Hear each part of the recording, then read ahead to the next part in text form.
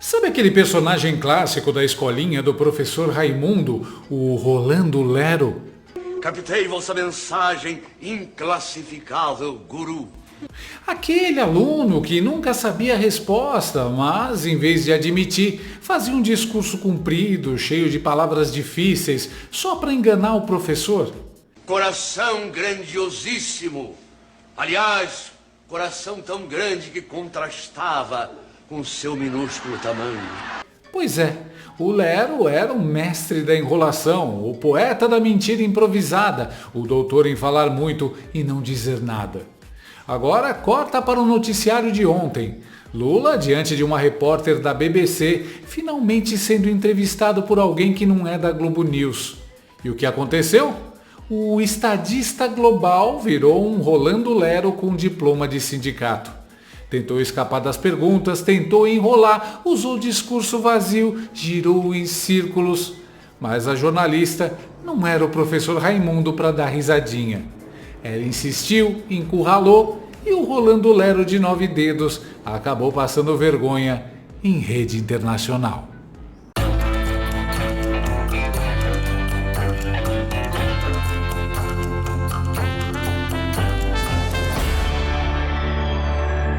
Como se não bastasse acordar cedo, trabalhar, pagar as contas, a gente ainda tem que carregar o Brasil nas costas para pagar a mamata dos petistas. Chega uma hora que o corpo reclama, não aguenta. E se você tem dores nas juntas e nas articulações, seus movimentos ficam limitados e você deixa de fazer um monte de coisas.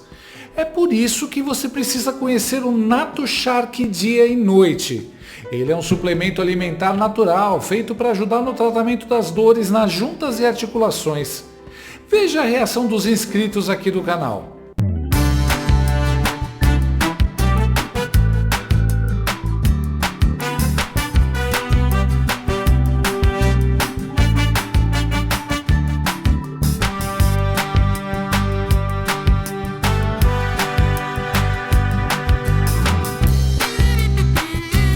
Nato Shark contribui e auxilia no alívio das dores durante o dia e ajuda na recuperação das cartilagens e ossos durante a noite.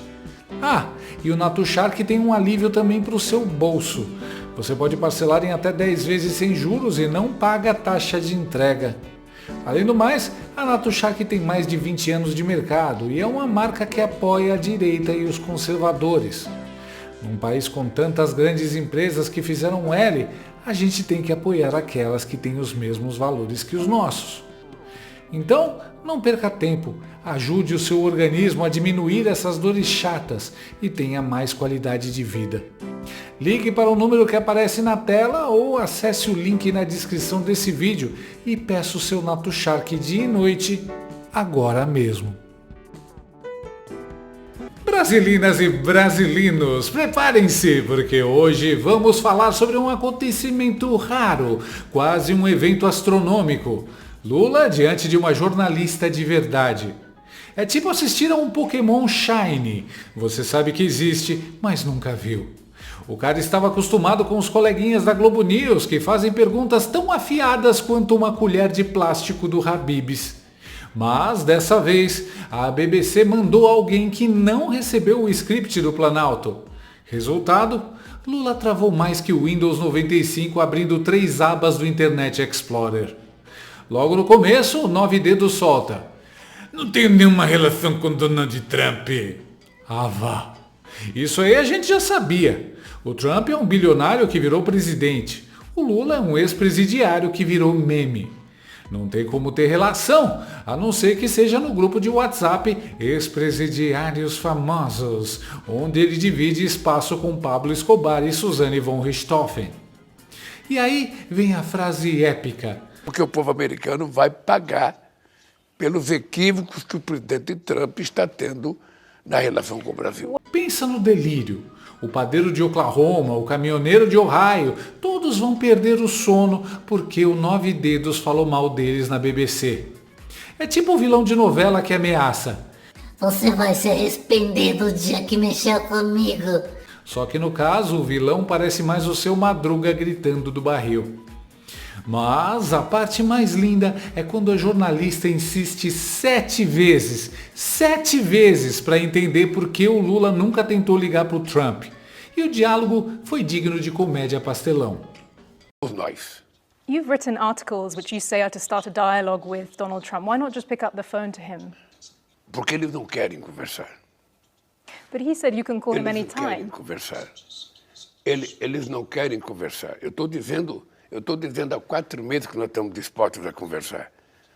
É importante lembrar que quando o presidente Trump comunicou a taxação ao Brasil, ele não comunicou da forma civilizada que 2 chefes de Estado se comunicam. But now, why not try pick up the phone to him? Ele publicou no portal dele, e eu fiquei sabendo pelos jornais aqui no Brasil.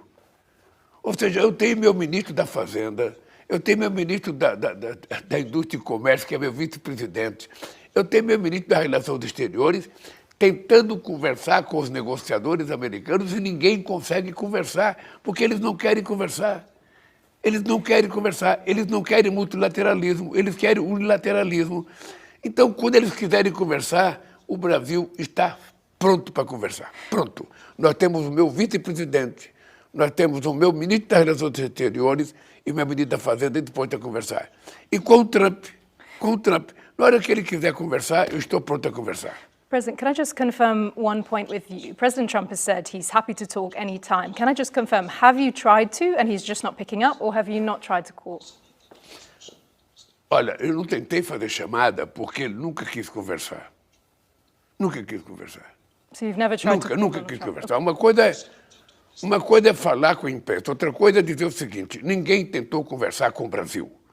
Eu estou dizendo para você que a informação da taxação eu recebi pela imprensa. Nem o meu Ministério das Relações Exteriores recebeu. Nem o meu ministro do Comércio, recebeu. Ou seja, foi uma coisa taxada simplesmente de uma pessoa que não quer conversar, não quer dialogar. Não é comigo, não, é com ninguém. Tá? E nós tentamos entrar em contato muitas vezes, tivemos várias reuniões, aliás, nós tivemos muitas reuniões com os Estados Unidos e no dia 16 de maio nós mandamos uma carta cobrando uma resposta das negociações que a gente tinha feito. So to confirm, the reason you haven't tried to call is because he didn't try to call before imposing the tariffs. Is that correct? A razão que nós não ligamos é porque os americanos não querem conversar. Essa foi a razão. Eles não querem conversar. Eles acham que eles podem tomar decisões, publicar no jornal e a responsabilidade fica do nosso lado. Não.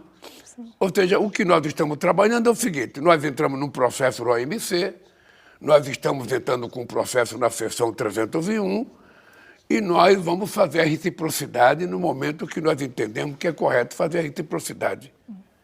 Quem sabe, depois de tudo isso, haja possibilidade de sentar numa mesa e negociar.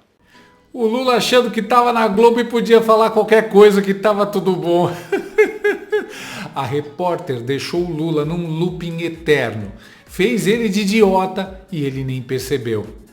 Isso não é entrevista, é um episódio perdido de Chaves. Então quer dizer, Chaves, que a estrelinha que está com o Kiko pertence a você? Não, porque eu já vendi pro Kiko. Por isso, ela pertence a você. Não, porque eu já vendi pro Kiko.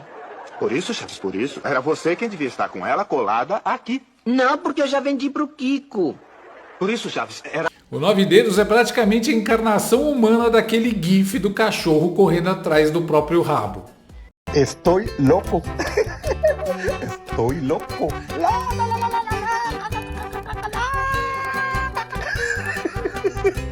Repara como Lula cria uma lógica circular que elimina a possibilidade de diálogo. A para B, para C, para A. E aí nunca chega em D, pois não tem rota possível. Tipo o rato achando que é o dono do queijo e da ratoeira. Só que essa estratégia pode livrar o 9 Dedos de responder as perguntas incômodas, mas não o livra do vexame de ficar fugindo do assunto na frente das câmeras. Só que ela insistiu até arrancar a verdade. Lula não ligou e nem tentou ligar para o Trump. O cara é tímido cognitivamente. Qualquer jorna que faça o trabalho mínimo já faz ele se perder.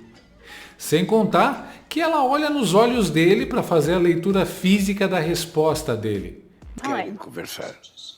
Eles não... Muito boa essa jornalista. Em 3 minutos, a moça incomodou o Lula mais do que nossa imprensa inteira combinada nos últimos 3 anos. Pois é, o Stalinácio está tão habituado com os jornalistas das redes financiadas pelo Estado que só fazem perguntas leves e não se aprofundam quando ele enrola, que quando ele apanha um jornalista estrangeiro fica até sem rumo. E detalhe, Trump já tinha dito publicamente que Lula podia ligar a qualquer hora. He can talk to me anytime he wants. So are you open to tariffs? Yeah, he can talk to me anytime he wants. What is on the table for Brazil? Well, we'll see what happens, but I love the people of Brazil. Mas o gnomo de 9 dedos prefere acreditar na própria fanfic.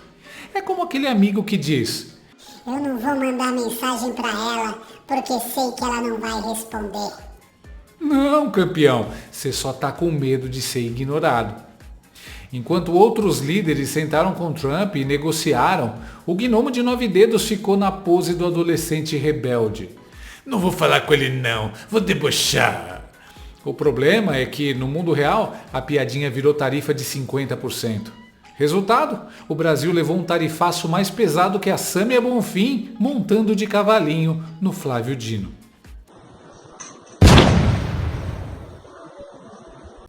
E, quando perguntado, Lula solta que descobriu a notícia lendo o jornal. Uma clara mentira, pois todo mundo sabe que ele não sabe ler. A repórter ainda esfrega na cara dele. O senhor critica Trump como autoritário, mas e a Rússia? E a China? E o Irã? E o Lula, claro, escorregadio como sabão de motel. Eu só quero que a ONU seja mais democrática. É tipo você ser pego traindo e dizer: o importante é o amor. You say you want a more democratic United Nations. Why not call out the authoritarianism among some of your allies? Russia, China, Iran. These are countries where it has been widely documented that there have been unfair elections, undemocratic elections, and human rights abuses too. Olha, deixa eu lhe dizer uma coisa, o que eu quero das Nações Unidas. Eu quero que as Nações Unidas ela represente a geografia mundial do século XXI. A ONU de hoje, sabe, não tem nada a ver com a ONU que foi criada em 45, ou melhor, a ONU que foi criada em 45 não tem nada a ver com a ONU de hoje. Ou seja, é preciso colocar os outros países. Ou seja, cadê o Brasil na ONU? Cadê o México? Cadê a Argentina? Cadê a Índia? Cadê a Alemanha? Cadê o Japão? Cadê os países africanos? É difícil mentir quando não tá no Brasil com o repórter comprado, né? Ele gaguejou e cuspiu no microfone. Eu tenho certeza que essa foi a resposta dele, já que não podia cuspir na jornalista. Quando perguntam sobre Putin, ele solta: não, com Putin eu tive relações, porque o Putin foi presidente outras vezes e eu já fui presidente outras vezes. Ah, claro. Excelente critério de amizade. Então, se o maníaco do parque tivesse sido presidente do Brasil 2 vezes, Lula também chamaria para o churrasco do Alvorada, né? E o pior, a jornalista insiste. Mas por que o senhor não condena a Rússia com a mesma ênfase que condena Israel? But President, you talk about democracy. Why then not condemn Russia for its actions in Ukraine in the same language you've used against Israel, for example? Why does Brazil happily continue to fund Russia's war in Ukraine by buying Russian diesel? Deixa eu lhe falar uma coisa. É importante que tenha clareza do que o Brasil faz. O Brasil foi o primeiro país a condenar a ocupação da Ucrânia pela Rússia. O Brasil não financia a Rússia, o Brasil compra petróleo porque o Brasil precisa comprar petróleo. Como a China precisa comprar petróleo, como a Índia precisa comprar petróleo, como a Inglaterra precisa comprar petróleo, como os Estados Unidos precisam comprar petróleo. Agora, se nós tivéssemos uma ONU funcionando corretamente, certamente essa guerra não teria acontecido. Tipo o traficante que fala: eu não financio o crime, eu só compro maconha para uso próprio. E o mais cômico, ele fala em democracia enquanto está abraçado com Maduro, com Xi Jinping, com Putin. É tipo você se recusar a ir ao show do Metallica porque diz que só curte música clássica e é pego rebolando pelado em frente ao espelho ao som da Anitta. O ápice da entrevista é perceber que o Lula é uma máquina de frases prontas. Ele solta clichês como se fosse aquelas bonecas da estrela que você puxa a cordinha e ela fala: "Eu te amo". Só que no caso do Lula é: "O Brasil quer paz, o mundo precisa de democracia, soberania, a ONU tem que ser mais representativa". Tudo vago, tudo reciclado. Parece disco arranhado da Feira do Rolo. E a repórter não perdoa. Insiste, corta, interrompe. E Lula, sem saída. Ele ficou mais perdido que o filho da Bruna surfistinha no Dia dos Pais. E aqui vem a parte trágica.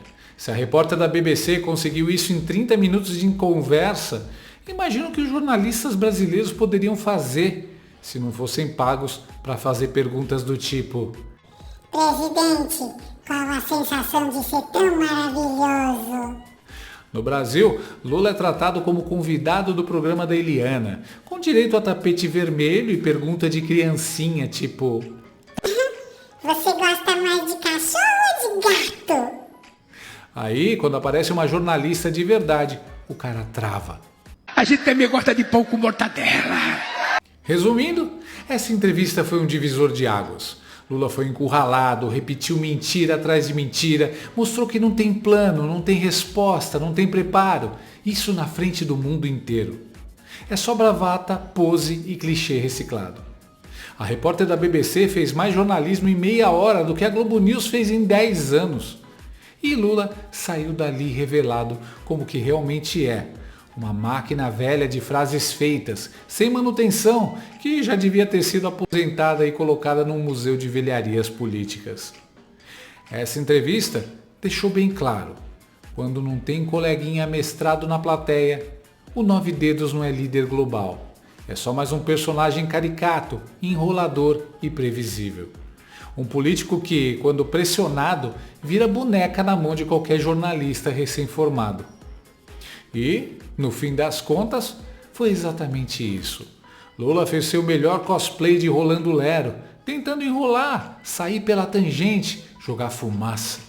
Mas, diferente da escolinha, não tinha plateia para rir da piada. Tinha uma jornalista da BBC que não deixou passar. Resultado, o aluno que não estudou, que tentou se safar no blá blá blá, ficou sem saída e virou piada mundial.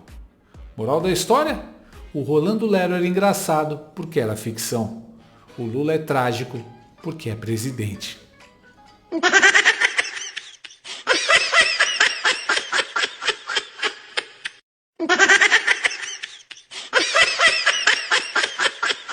Gostou desse vídeo?